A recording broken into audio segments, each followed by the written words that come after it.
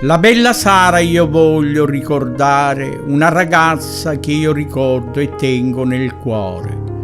Aveva nel viso gli occhi dolci, belli come l'amore. I suoi occhi erano azzurri, colore delle onde del mare, era un fiore.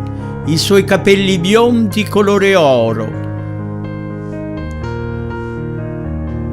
Le radici della vita a questa ragazza hanno voluto strappare. Ora lei in cielo accanto a Gesù e mamma celeste vicino al Signore. Il Signore gli ha trasmesso l'amore. Lei non ha più odio nel suo cuore. Ai misteri li ha perdonati, però una preghiera lei gli vuole fare. L'invita per la sua bella mamma di dire la verità come sono andate le cose quando è accaduto questa disgrazia che io questo mondo ho dovuto lasciare.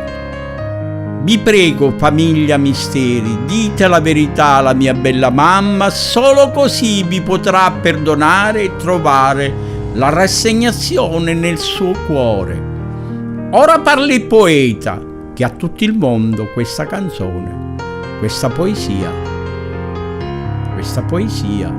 sta a ricordare la bella Sara che a noi tutti ci ha dovuto lasciare. Vi prego, famiglia Misteri, dite qualunque sia la verità, ma che la verità trionfi.